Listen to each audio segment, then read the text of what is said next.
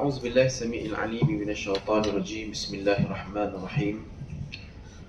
الحمد لله رب العالمين، والصلاة والسلام على أشرف الأنبياء والمرسلين وعلى آله وصحبه أجمعين.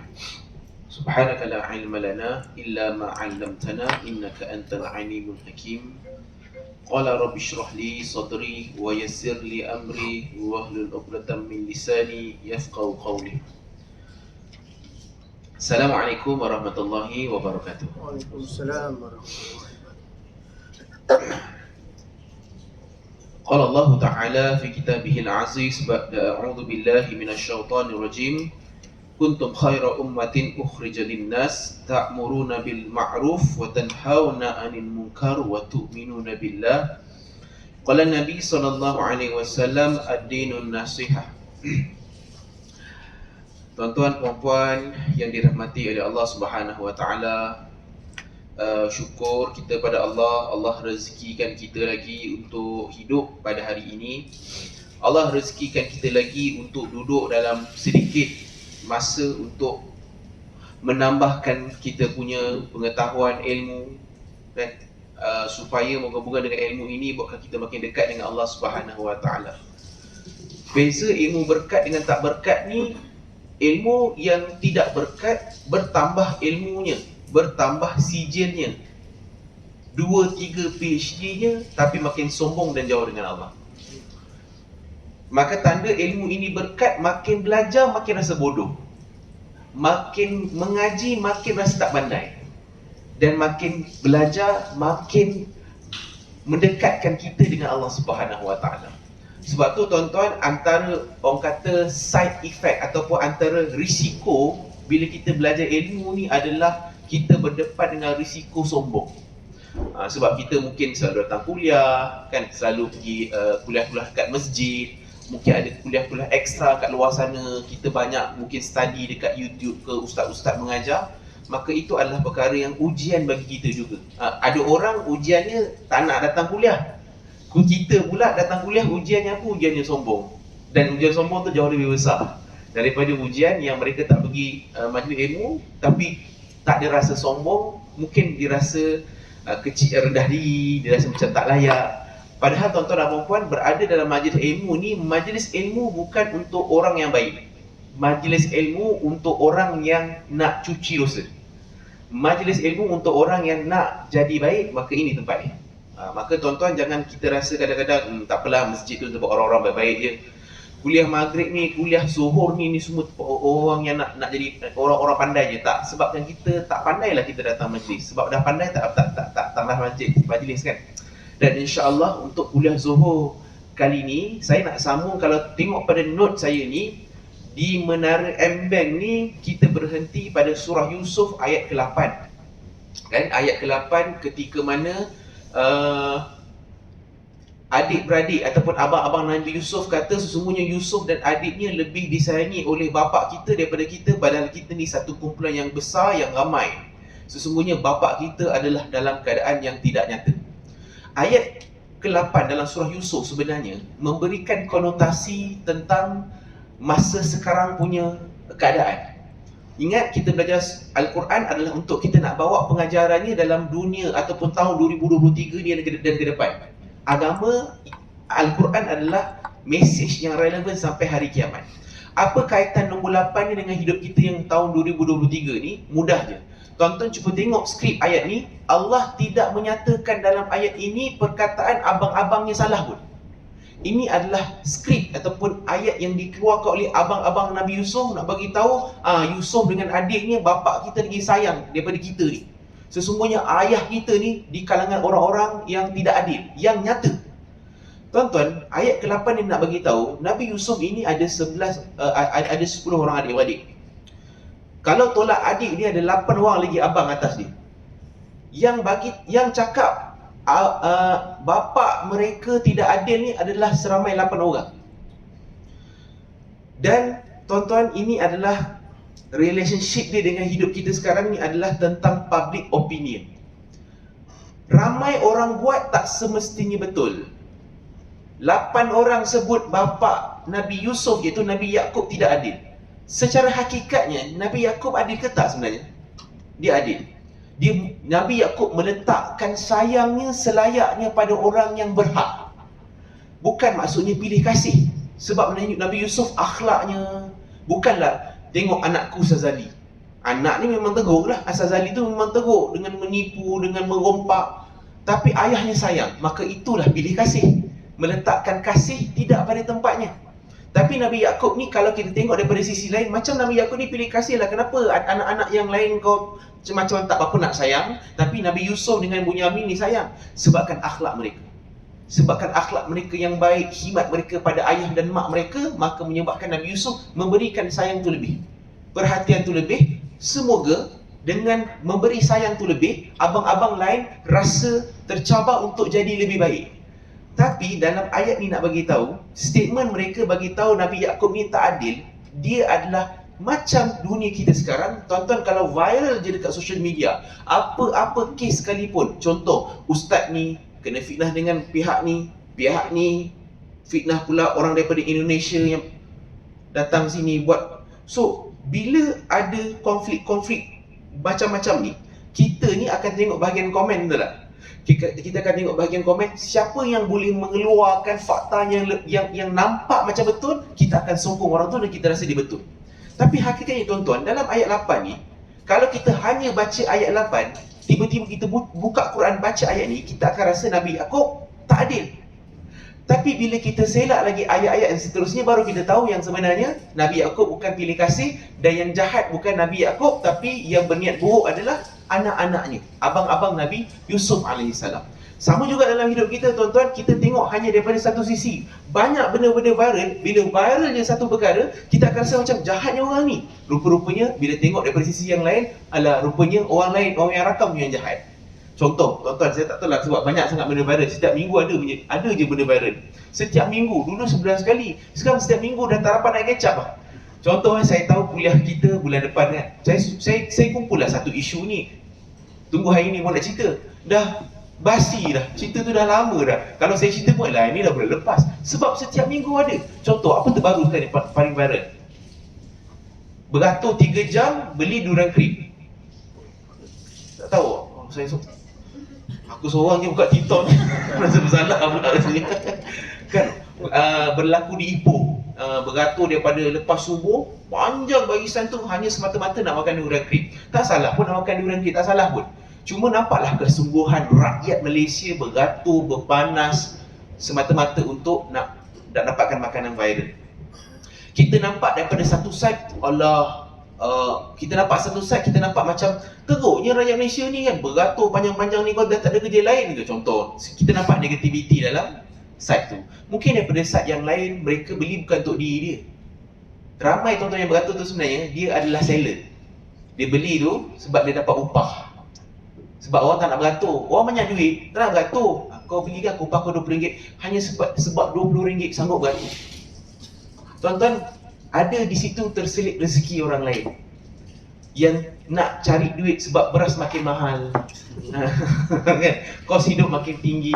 RM20 tu dah besar sangat dah untuk dapat upah beratur 3 jam tu. Nampak tak dua side berbeza? Kita nampak rakyat Malaysia dia tak ada kerja, tapi sebenarnya terselit rezeki yang orang dapat daripada beratur panjang-panjang tu. So sama juga dalam cerita-cerita viral yang kita dengar, tuan-tuan jangan tengok satu side saja. Dia adalah ibarat cerita 5 orang buta yang tak pernah tengok gajah, dan mereka berlima ni ditempatkan pada seekor gajah yang berbeza-beza posisi. Yang orang buta ni, yang pertama dia ada kat depan belalai gajah. So bila orang tanya, gajah macam mana rupa? Oh, gajah ni panjang-panjang juga Orang yang duduk dekat bahagian tepi, gemuk juga gajah ni. Orang yang duduk dekat belakang, kenapa macam kecil je gajah ni? Sebab dia dekat ekor, kan? Ada yang berada dekat bahagian atas gajah, luas juga gajah ni. So berbeza-beza perspektif sebab mereka tidak nampak pada the whole picture. Sama juga hidup kita ni, kita tak nampak the whole picture. Kita lebih mudah blame orang berbanding dengan kita nak cari truth, cari kebenaran. Maka ayat ke-8 mengajarkan kita bahawa ramai buat public opinion tak semestinya betul. Maka kita kena tabayun. Tabayun adalah sifat orang beriman. Dapat tahu satu cerita, kaji dulu. tanya dulu sebelum kita terus terima. Itu ayat yang ke-8. Okey? Okey. Kita pergi kepada ayat yang ke-9. Lepas ayat ke-8, ayat ke-9 juga adalah skrip abang-abang. Ingat surah Yusuf ni dia banyak naratif. Naratif ni maksudnya dialog-dialog banyak digunakan dalam surah Yusuf ini. Dalam ayat ke-9, ibu-ibu, tuan-tuan, puan-puan, kalau tengok pada terjemahan, nak buka handphone pun tak apa, tengok ke-9 itu skrip abang pada Nabi Yusuf bagi tahu salah seorang daripada abang Nabi Yusuf daripada 8 orang tu, dia cakap macam nilah, bunuh je Yusuf ataupun buang dia ke satu tempat yang jauh supaya perhatian dan kasih sayang bapa kamu semua tertumpu kepada kamu semata-mata, dan supaya kamu sesudah itu menjadi orang-orang yang baik dan berguna. Tuan-tuan, ayat ini cukup melengkapkan ciri-ciri abang-abang Nabi Yusuf sebagai seorang yang narsistik. Dalam psikologi dipanggil narcissistic personality disorder. Orang narsistik ni adalah orang yang nak berjaya, apa dia buat? Dia kena jatuh ke orang lain. Kita nak berjaya kena improve dan baiki performance kerja kita. Tapi orang narsistik, dia tak fokus pada diri sendiri untuk dibaiki. Dia fokus pada siapa orang yang aku nak jatuhkan untuk nampak lebih baik, lebih orang kata rajin, lebih bagus. Ini ciri-ciri narsistik yang ada pada abang-abang Nabi Yusuf alaihissalam. Dan tuan-tuan, nanti dalam surah Yusuf, Allah ada ajar melalui Nabi Yusuf bagaimana menundukkan orang-orang narsistik. Ramai orang tanya saya, macam mana dai kita nak deal dengan orang narsistik, sebab narsistik ni dia toxic, dia pandai manipulate, dia pandai gaslighting, dia pandai putar belik cerita. Macam mana nak deal dengan orang macam ni? Tuan-tuan, nanti kita akan tengok berapa banyak lagi putar belik cerita yang abang-abang Nabi Yusuf buat. Tapi akhirnya abang-abang Nabi Yusuf ke-8 semuanya sekali tertunduk dan sujud pada Nabi Yusuf. Tanpa Nabi Yusuf perlu lakukan apa-apa hukuman ataupun kekerasan pun. Tak maki, tak marah pun. Itu rahsia yang terkandung dalam surah Yusuf yang kita akan belajar sama-sama, insya-Allah. Dan tuan-tuan, kita pergi pada ayat ke-10. Kita pergi cepatlah sebab ni bukan tadabbur, lebih pada reflection pada kita.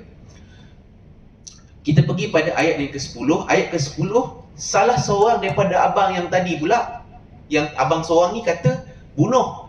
Salah seorang abang yang lain pula cakap, macam ni lah, janganlah kau bunuh. Dia dah reda sikit, janganlah bunuh. Apa kata, kita buang je dia dalam perigi, supaya nanti dia boleh kena pungut dengan sebahagian daripada orang musafir yang lalu dekat situ. Kalaulah kau tetap nak jalankan rancangan untuk nak jauhkan Nabi Yusuf dalam di kalangan adik-beradik kita. Maka masuklah ayat yang ke-10. Ayat ke-10 ni opinion seterusnya. Okey, saya nak stop dulu kat ayat ke-10 ni sebab saya nak tanya tuan-tuan yang mungkin tengah buka terjemahan kan. Ayat ke-9 ke-10 ni niat jahat abang-abang Nabi Yusuf. Nak bunuh, nak lempar dalam perigi, niat jahat. Soalan saya, ayat ke-9 tadi ada satu abang niat nak bunuh, plan nak bunuh. Ayat ke-10 abang yang lain pula, tak payahlah bunuh, kau buang dalam perigi. Soalan saya, ada tak dalam ayat Quran ni dicatatkan tentang siapa nama abang itu? Dan tuan-tuan dan puan-puan akan tengok sampai hujung surah, nama ni tak ada. Tuan-tuan akan tengok nama abang-abang ni bateri dah habis.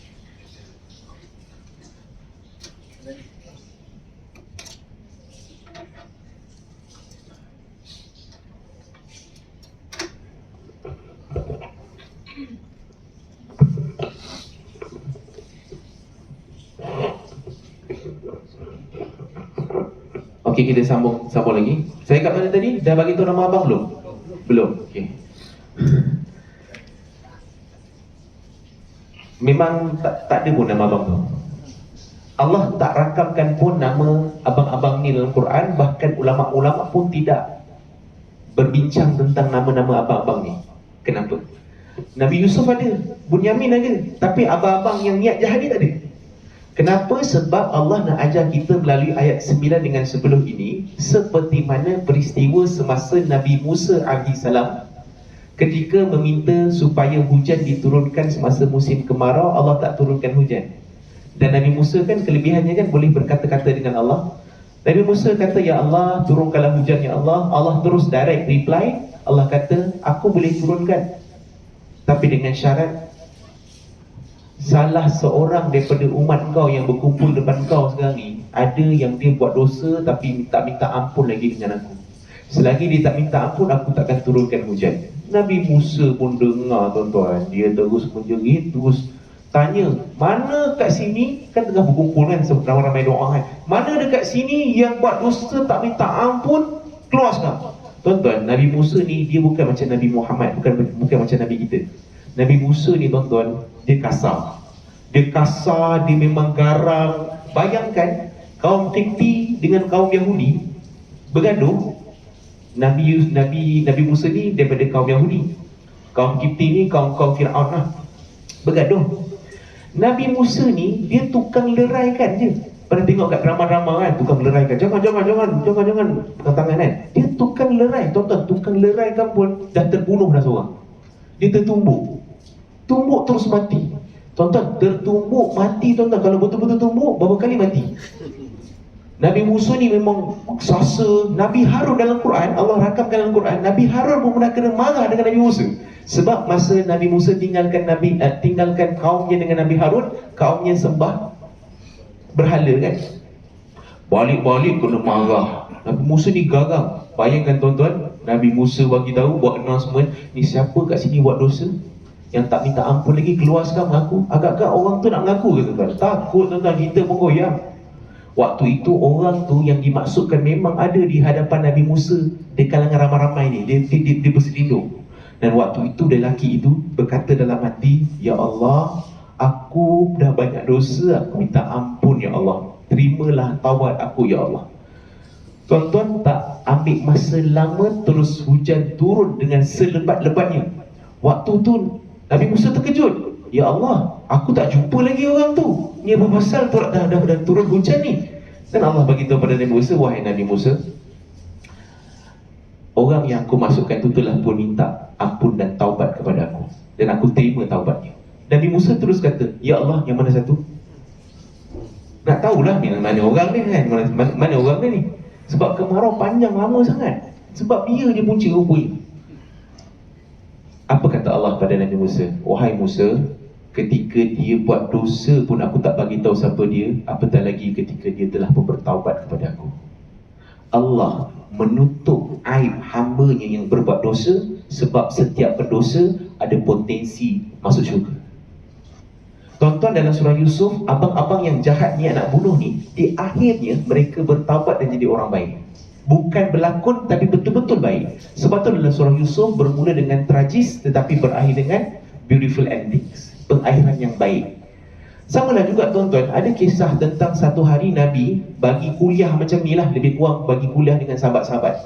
Lepas tu tuan-tuan, memang dirakamkan dalam sirah, dalam tengah-tengah duduk ramai-ramai macam kita ni, ada seorang sahabat terkentut. Tuan-tuan, sahabat pun manusia juga, terkentut. Bila terkentut, kita akan carilah siapa orang ni, betul tak? Siapa pula kentut ni? Tuan-tuan tengok akhlak Nabi.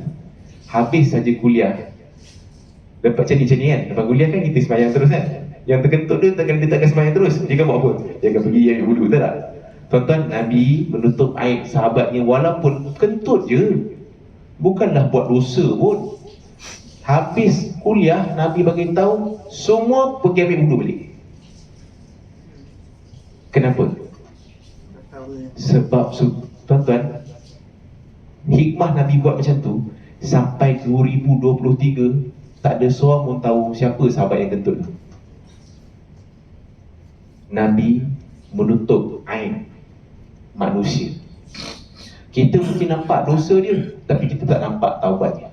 Tuan-tuan, nanti saya akan bawa tuan-tuan tengok ni, kau kejahatan dan juga manipulation yang dilakukan oleh abang-abangnya. Memang geram. Ada satu ayat tu, saya pun geram. Saya baca, saya geram.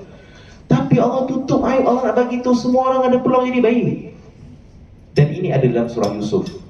Okey tak takat ni? Ayat ke-9 dengan 10 clear Clear insyaAllah Okey, kita pergi pada ayat yang ke-11.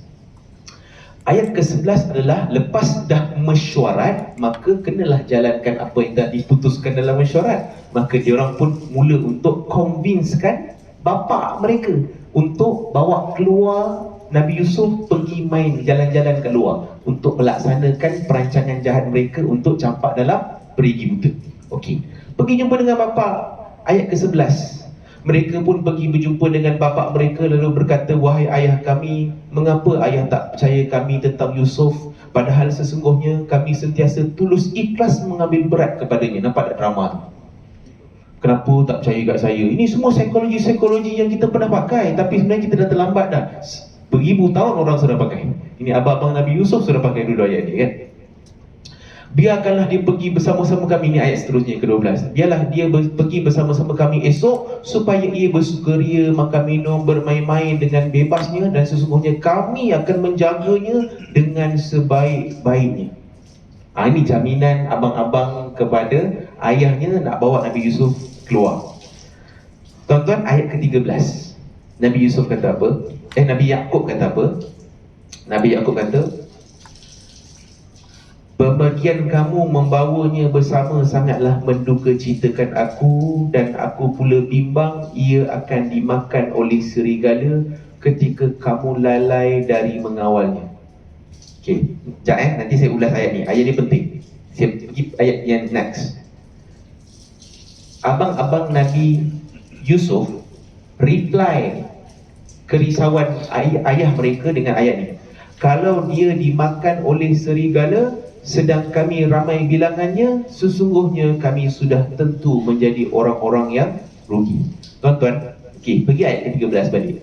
Nabi Yaqub dia bagi tahu, pembagian kamu ni kau bawa bawa Yusuf ni pergi main ni, aku risau yang dia akan dimakan oleh serigala. Tuan-tuan, kenapa tiba-tiba Nabi Yaqub boleh sebut tentang serigala? Sebab memang perancangan abang-abang ini untuk campak dalam perigi, pergi bunuh serigala, pergi percikkan darah dekat baju Nabi Yusuf, dan bagi tahu Nabi Yusuf sudah kena bunuh dengan serigala, kena faham dengan serigala. Padahal diorang tak bagi tahu pun perancangan ni pada Nabi Yaqub. Macam mana Nabi Yaqub tahu? Sebab Nabi Yaqub ini ada satu mukjizat, dia boleh mentakwilkan mimpi. Nabi Yaqub dah tahu dah perancangan anak-anak dia ni. Tapi tuan-tuan, punyalah tak malunya abang-abang Nabi Yusuf ni, dia tak perasan bapak dia dah tahu. Dia tak ada tu, macam mana bapak boleh tahu serigala punya cerita ni? Terus bagi tahu, tak. Kalau dia kena makan jangan risau, kami ni ramai. Kita tengok pada ayat ke-15. Setelah mereka bawa pergi dengan membawanya bersama, setelah mereka sekata hendak melepaskan dia dalam pergi, ayat ke-15, mereka pun melakukan demikian dan kami pula ilhamkan kepadanya. Okey, ini ayat Allah daripada Nabi Yusuf, sesungguhnya engkau wahai Yusuf akan terselamat dan akan memberitahu mereka tentang hal perbuatan mereka ini, sedang mereka tidak sedar lagi ataupun tidak mengingati lagi. Tuan-tuan, ulama beritahu ketika scene ini umur Nabi masih kanak-kanak lagi. Sebab itulah ayat-ayat abang-abang Nabi Yusuf ni, bawa lah kami boleh bawa dia pergi main bersukaria kan. Pelik pula umur-umur macam kita pergi tuan-tuan bersukaria, bermain berlompat macam tak kena. Memang kanak-kanak, dan ulama kata umurnya kanak-kanak lah, bawah 20 tahun lah, younger than 20 years old lah. Dan tuan-tuan, cuba tengok ayat ke-15 ini adalah ayat yang kita boleh belajar satu perkara. Ayat ke-15 nak bagi tahu yang niat abang-abang Nabi Yusuf telah pun terlaksana. Maknanya Nabi Yusuf dah kena campak dah dalam perigi. Dan dalam ayat yang sama, Allah beritahu kepada Nabi Yusuf, ilhamkan kepada Nabi Yusuf, sesungguhnya engkau wahai Yusuf akan selamat. Apa kaitan dengan hidup kita tuan-tuan? Nabi Yusuf sudah masuk dalam kegelapan hidupnya yang pertama, iaitu kegelapan di dalam telaga. Dan keadaan dalam telaga ni gelap, dah tak ada harapan nak hidup lagi, dah tak ada harapan jalan keluar lagi. Dan waktu itu tuan-tuan, Allah beritahu pada Nabi Yusuf, wahai Yusuf, engkau akan selamat. Sebenarnya tuan-tuan, dalam hidup kita, kita mungkin tak masuk telaga, tapi kita macam-macam kegelapan kita dah masuk dalam kehidupan kita. Kegelapan ujian kewangan, kegelapan ujian perhubungan, kegelapan ujian kesihatan. Kita rasa macam dah tak ada jalan keluar, kita dah tak rasa macam ada harapan lagi untuk keluar daripada masalah ujian ni. Dan tuan-tuan, sebenarnya dalam psikologi, inilah ayat kalau orang tanya, kalau orang depression nak cakap apa? Kalau orang yang tengah tertekan cakap apa? Sebab tuan-tuan, kalau orang tengah depression, tengah diuji, kita mana boleh terus pergi, sabarlah. Silap-silap memang kita yang kena pukul dengan orang tu. Tuan-tuan, kita tengah diuji, betul lah, sabar, betul lah ayat kau sabar. Tapi itu bukan a proper word untuk sebut pada orang yang diuji. Lagi-lagi kita sebut macam ni, alah relax lah, aku dulu pun macam ni juga. Alah geramnya dengar macam tu. Ataupun orang lain lagi teruk daripada kau, contoh. Itu bukan ayat dia. Habis untuk orang yang tertekan ni, habis tu dai ni tak boleh cakap, tu tak boleh cakap. Habis nak cakap apa? Contoh kan, kita cakap macam ni. Sebenarnya kita tak perasan lah kita guna ayat ni. Kan orang kena uji kan. Janganlah sedih, ujian ni kan Allah nak cuci dosa. Nampak macam betul kan? Orang yang tengah teruji tu, yelah akulah paling banyak dosa, kau tak ada dosa. Kita judge dosa orang tau sebenarnya tau. Memanglah semua manusia berdosa, tuan-tuan, saya pun dosa. Tapi kita jangan judge orang punya dosa. Kita tak diuji ni sebab dosa kita tak ada. Asal dia kena uji tu sebab dosa dia banyak sangat, dan kita tak tahu urusan benda-benda tak nampak ni. Maka apa proper, apa ayat yang tepat untuk sebut pada orang yang sedang diuji? Maka yang sedang diuji ni, ayat yang tepat adalah dalam psikologi, give them hope. Bagi harapan, bagi hope dekat dia. Kau takkan lama macam ni. Tengah sedih, tak apa, sedih ni sementara. Tak apa, lepas ni kau akan kuat balik. Tak apa, lepas ni kau akan sihat balik. Tak apa, nanti anak-anak kau akan datang balik. Tak apa, nanti suami kau akan berubah. Contoh. Tak apa, bini kau nanti akan berubah. Bagi harapan. Itu yang Allah berikan kepada Nabi Yusuf. Sesungguhnya engkau, wahai Yusuf, akan selamat. Di saat Nabi Yusuf dah tak ada harapan pun untuk hidup. Memang kat telaga tu tunggu mati ya. Masa kuliah saya, sebelum ada kuliah saya, orang tanya, Dai, perigi tu ada air ya? Saya pun tak terfikir pasal soalan tu sebenarnya. Pendek ceritanya tuan-tuan, kalau ada air dah lemas lah. Kan? Perigi buta ni kita tak ada air lah. Memang duduk kat situ, langut, ngangar, dah wifi tak ada masa tu kan. Baik, tuan-tuan, itu ayat ke-15. Maka ini approach kita kepada orang-orang yang sedang dahsyat diuji oleh Allah Subhanahu Wa Taala. Berikan harapan dan buat mereka rasa kita ada dengan dia. Okay? Kita pergi pada ayat yang ke-16. Ayat ke-16, drama seterusnya bersambung. Apa drama dia adalah, sesudah itu datanglah abang-abang Nabi Yusuf ini mendapatkan bapaknya pada waktu senja sambil buat nangis. Ayat ke-17, mereka berkata, wahai ayah kami, sesungguhnya kami telah pergi berlumba-lumba berburu dan kami telah tinggalkan Yusuf menjaga barang-barang kami, lalu ia dimakan oleh serigala. Nampak tak? Nabi Yaakob sudah tahu dah, mesti kau guna trik serigala punya cerita ni untuk kau nak buat cerita drama kau ni. Dan sudah tentu ayah tak akan percaya dengan kata-kata kami, sekalipun kami adalah orang-orang yang benar. Tuan-tuan, ni ayat yang biasa penipu guna. Dalam psikologi, dalam dark psychology knowledge, ia dipanggil passive aggressive. Ayat macam ni, kau mesti tak percaya kan aku cakap kan? Tu ayat biasa guna tak? Kita nak menipu ni. Kau mesti tak percaya kan aku cakap ni kan? Tapi itulah, tak percaya nak buat macam mana kan? Ini sebiji ayat Nabi, ayat abang-abang Nabi Yusuf pada ayahnya. Dah kata dah kena makan dengan serigala lah, apa semua dah. Dah tentu dah ayah takkan percaya kata kita orang, walaupun kita ni orang benar. Walaupun kita orang tak menipu. Saya tak pernah menipu. Kan biasa ayat guna cerita, saya tak pernah tipu. Ni saya cakap ni betul-betul jujur ni saya cakap ni. Kan? Tak percaya pun tak apalah, sebab saya tak pernah menipu orang. Ini semua ayat dark psychology. Ayat manipulatif yang digunakan oleh orang narsistik. Pernah dengar ayat ni? Pernah dengar ke pernah pakai? Lama tak pakai.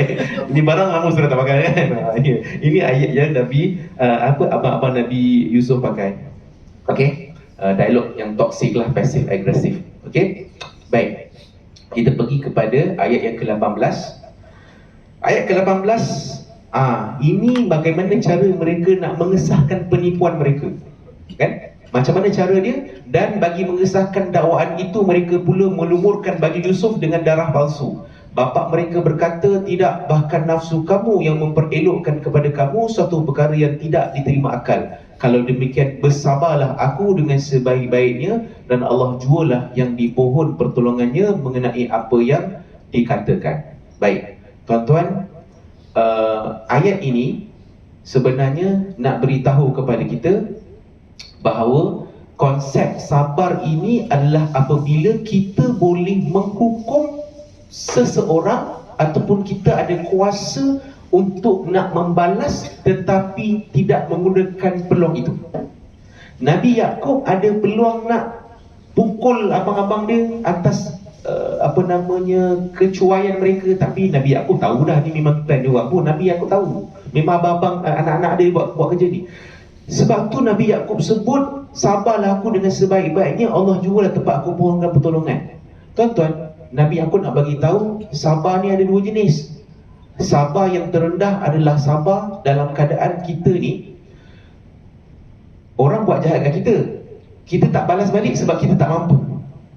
Contoh, orang ni badan besar, dia maki kita, dia pukul kita, kita bukan tak nak pukul dia balik. Ni kalau kita pukul dia balik ni teguk juga kita, kena lunyah juga kita ni. Maka sabar dalam keadaan kita tak ada kemampuan nak balas pun. Contoh, orang nak saman kita boleh saman orang kan, orang fitnah kita, orang cakap bukan pasal kita boleh saman, boleh tak tuan-tuan? Tapi disebabkan oleh ini, kalau aku start buka file saman je ni, dah habis kerja aku bulan ni kan. Hari ni pun dah habis bayar dah, sewa rumah, sewa kereta lah, beli kasut baru lah, macam-macam kan. So kita ni duit dah habis ni, macam mana? So kita ni boleh lawan tapi duit tak ada. So tidak, sebabkan tak ada kemampuan tu, senyap je lah. Maka ini sabar paling rendah. Sabar paling tinggi, ni sabar Nabi Yaqub. Boleh balas orang fitnah, dalam akaun memang 5 juta, anytime boleh filekan zaman, tapi tak buat. Orang pukul dia punya badan lagi besar dari orang tu, dia boleh pijak je tapi dia tak pijak. Ini orang yang sabarnya tertinggi, tidak membalas di saat ada kuasa untuk membalas. Nanti tuan-tuan tengok Nabi Yusuf mewarisi sifat Nabi Yaqub ni di hujung surah ni. Ketika Nabi Yusuf diangkat sebagai salah seorang menteri, ada kuasa menghukum abang-abangnya, tetapi tidak mencampakkan pun abang-abangnya ke dalam penjara. Tak hukum pun tuan-tuan. Ini sabar yang cuba dipaparkan dalam ayat ni. InsyaAllah boleh Kita pergi pada ayat ke-19. Ayat ke-19, tuan-tuan, dan semasa Yusuf dalam perigi, datanglah ke tempat itu satu rombongan ahli perniagaan yang sedang dalam perjalanan. Lalu mereka menghantarkan seorang pencari air bagi mereka. Setelah sampainya ke perigi itu, dia pun menghulurkan timbanya, dan manakala ia melihat Yusuf bergantung pada timbanya dan berseru katanya, hai, ini sungguh menggembirakan, ini adalah seorang budak lelaki yang cantik parasnya. Setelah mengetahui hal itu, saudara-saudara Yusuf pun datang serta mereka menyembunyikan keadaan Yusuf yang sebenar untuk dijual sebagai barang dagangan, dan Allah Subhanahu wa taala Maha mengetahui apa yang mereka lakukan. Okey, so maknanya Nabi Yusuf dah keluar daripada perigi tu. Sebab apa? Sebab ada satu pedagang nak cari air, tarik, bergantunglah budak tu kan, kanak-kanak tu, Nabi Yusuf tu dekat timba tu. Ayat ke-20 tuan-tuan, dan setelah berlaku perundingan, mereka menjualnya dengan harga yang murah, iaitu beberapa dirham sahaja bilangannya, dan mereka adalah orang-orang yang tidak menghargainya. Tuan-tuan dapat tangkap tak ayat ke-20 tu apa maksudnya? Lepas diambil, pedagang-pedagang ni pergi ke Mesir. Sampai ke Mesir, dia jual Nabi Yusuf ni. Dia jual dengan harga yang sangat murah, dan Allah sebut dalam Al-Quran ini, ayat ke-20 ini, mereka adalah orang-orang yang tidak menghargai. Tuan-tuan, apa kaitannya dalam hidup kita? Ayat dia mudah je tuan-tuan. Sehebat mana pun kita, kalau di tangan orang yang salah, harga kita tetap murah. Kadang-kadang kita rasa macam, kenapa aku ni useless ke? Aku ni memang worthless ke? Aku ni memang dah tak ada harapan ke? Hopeless ke? Bukan sebab nilai kita ni murah, tapi kita diletakkan di tempat yang salah. Nabi Yusuf dijual dengan harga yang sangat murah. Saya nak tanya, Nabi Yusuf nilainya berapa katanya? Tak ternilai. Bahkan ini, budak ini, kanak-kanak ni, satu hari nanti akan jadi pemimpin yang memimpin pemendaharaan kerajaan Mesir, tapi nilai dibayar murah. Maka tuan-tuan, samalah juga kalau kita dengar, saya tak tahu kat sini siapa minat okeylah, saya tak tahu lah kat sini siapa minat kereta. Kalau kereta tuan-tuan kan, ada satu kereta, nama kereta tu Skyline R34 GTR, Real Godzilla. Tuan-tuan, saya yakin lah ibu-ibu kalau tengok kereta tu, ni kereta Satria, kereta Proton Putra, memang tak berapa lawa sangat pun kereta tu, tak berapa lawa pun. Tapi tuan-tuan bayangkan kereta R34 Skyline Godzilla tu, manual transmission tu, bawa pergi kedai, contohlah pergi kat makcik jual nasi lemak tepi jalan, cik ni saya nak jual harga ni berapa, tengok buruk lah, macam stiker ada kat kereta kau ni, makcik kau jual kau tolak kat makcik 10,000 je lah. Tuan-tuan, kita bawa kereta yang sama, pergi pula bawa pada tukang jam, pakar jam, yang dia ni minat jam, dia pun tak tahu pasal kita ni, dia tahu pasal jam je. Bolehlah 20,000 angkat lah. 20,000 tuan-tuan, saya pendekkan cerita, kereta tu nilai sekarang tuan-tuan 2.3 juta harga kereta tu. Kan jauh daripada 10,000. Apa sebab? Sebab dia tidak letakkan di tempat yang betul. Itu ayat ke-20. Bukan sebab kita tidak berharga, tetapi kita tidak meletakkan diri kita di tempat yang sepatutnya. Ayat ke-21. Dan setelah Nabi Yusuf ini dijual di negeri Mesir, berkatalah orang yang membeli Yusuf kepada isterinya. Yang membeli ini adalah salah seorang menteri lah di Mesir. Berilah dia layanan yang sebaik-baiknya, semoga ia berguna kepada kita atau kita jadikan dia anak. Dan demikian caranya kami menetapkan kedudukan Yusuf di bumi Mesir untuk dihormati dan disayangi, dan untuk kami mengajarkan sebahagian daripada ilmu takbir mimpi. Okey, tuan-tuan, ini ayat yang menarik. Apa yang menariknya macam ni. Kat sini Allah declare, Allah telah berikan kepada Nabi Yusuf satu mukjizat, iaitu mukjizat boleh tafsir mimpi, takbir mimpi. Sebelum ni tak boleh. Apa buktinya Nabi Yusuf tak boleh takbir mimpi? Semasa ayat keempat awal surah ni, Nabi Yusuf jumpa dengan bapa dia kan, ingat tak? Wahai ayahku, aku mimpi matahari, bulan dan bintang 11 tunduk hormat pada aku. Ni apa maksudnya? Maknanya tuan-tuan, Nabi Yusuf tak dapat lagi mukjizat ni, tetapi sekarang dah dapat. Soalan saya, macam mana tiba-tiba Allah declare aku bagi? Peristiwa Allah berikan mukjizat ini selepas Nabi Yusuf AS dicampak ke dalam telaga buta tu. Apa pula kaitan dai dalam hidup kita? Kaitannya tuan-tuan, Allah akan berikan kelebihan satu nikmat yang Allah tak pernah beri, tapi syarat dia apa? Kau kena lalu dulu kegelapan dalam hidup kau dengan sabar dan percaya dengan pertolongan aku. Itu syarat dia.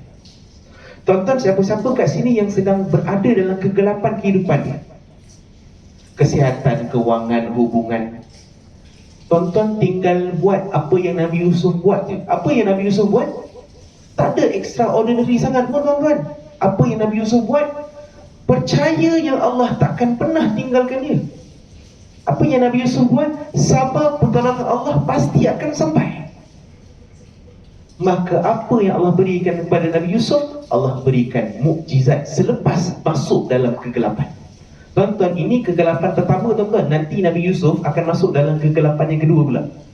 Nanti kita cerita. Dan selepas kegelapan kedua tu Nabi Yusuf masuk, Allah berikan satu lagi nikmat pada Nabi Yusuf. Yang tu nanti kita cerita. Cuma nak bagi tuan-tuan reflection dalam hidup kita. Allah dah aturkanlah sekecil-kecil urusan Nabi Yusuf ni, Allah dah aturkan. Dan tuan-tuan, nak bagi tahu pada kita yang kalau kita lalui kegelapan, jangan risau, sebab itu tanda ada sesuatu yang besar yang Allah nak bagi kepada kita. Tapi dai, saya ni dah banyak kegelapan dah, saya masuk ni tak dapat apa-apa pun, macam tu juga saya.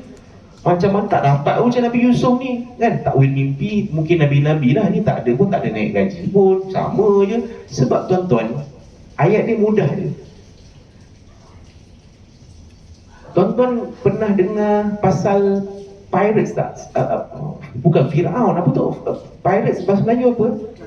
Lanun. Allah, duduk lama sangat UK saya dah lupa dah bahasa Melayu ni. Lanun tuan-tuan, dia punya culture dia lagi banyak parut kepada Lanun tu, dia kira lagi, orang kata lagi apa? Lagi ganas, lagi ditakuti, dan diorang punya kemegahan mereka adalah bila panggil bounty. Maksudnya siapa dapat tangkap Lanun ni, berapa juta dapat.